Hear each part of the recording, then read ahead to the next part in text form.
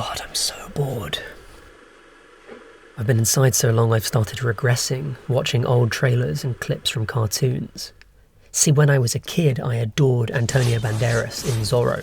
I made my mum make me a cape. I ran around pretending to fight crime. Zorro was more fun than the serious Batman, more believable than the alien Superman. My love for him was really only surpassed by Spider-Man. I am a nerd, after all, closer to Peter Parker than Don Diego de la Vega.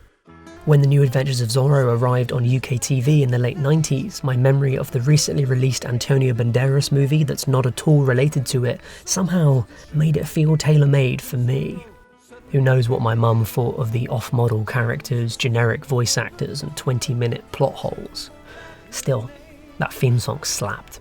Out in old California, so the story is told. Diego finds his destiny, shining brighter than gold. This was the age of weird Saturday morning cartoon spin-offs of mega movies, and some were pretty good.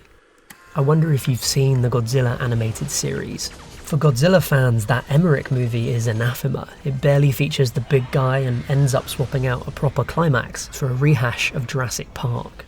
The animated show totally ignores that and goes for an episodic setting with the research team. Godzilla is the king of monsters but a friend to humans, and there's a new monster in each episode. This is like Toho a Go-Go. It expands out the cast with some new additions, including the ultra-cool French Special Forces lady who wears the regulation uniform of women in these action cartoons. You know, skin-tight jumpsuit, punky haircut, combat boots and a leather jacket. Must be cheaper to animate. It actually manages to have some proper myth arcs, recurring baddies and compelling monsters of the week, kaiju team-ups and even a few aliens. Breathtaking stuff. In the same vein, actually produced by the same company, Adelaide Productions, was Men in Black the series. There's something about the art style that's undeniably cool. As a kid, I would run to the TV on hearing the theme song, hoping to catch that oh-so-satisfying animation as shadows fly over K and J. That intro is so heavy with anime influence, and it shows a fluid animation style that the show couldn't keep up with, of course. Years later, as a student, I'd fall asleep watching these after nights out, shamefully waking up the next day, cuddling a half-finished Subway with the show paused on screen. Adelaide did loads of these shows. I like how they can take a disturbing premise and just not change it at all. In the case of Jumanji, it's actually kind of more threatening. There's something about that nightmarish Klasky Chupo character design.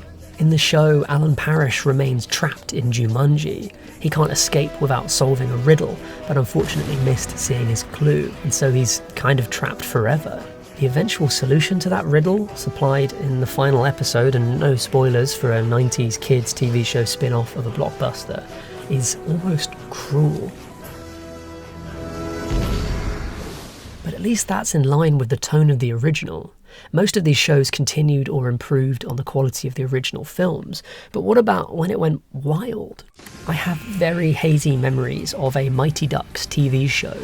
You remember Mighty Ducks. He's a hotshot attorney who's never lost. Yes! Forced to coach a hockey team that's never won. It's not exactly a straight line from there to the animated show, where anthropomorphic duck people from another dimension play hockey by day and fight evil by night. Must be very difficult to get insurance for their stadium.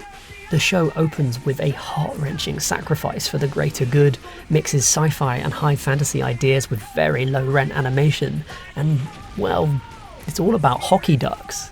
It's a terrible idea for a show, but somehow Tim Curry and Clancy Brown are involved as voice talent, so I don't know, it could be worse.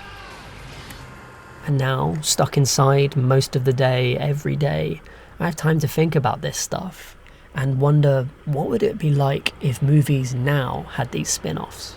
Can you imagine the Saturday morning cartoon version of John Wick? What a shame. What the children of today are missing out on. Someone get Adelaide Productions on the phone.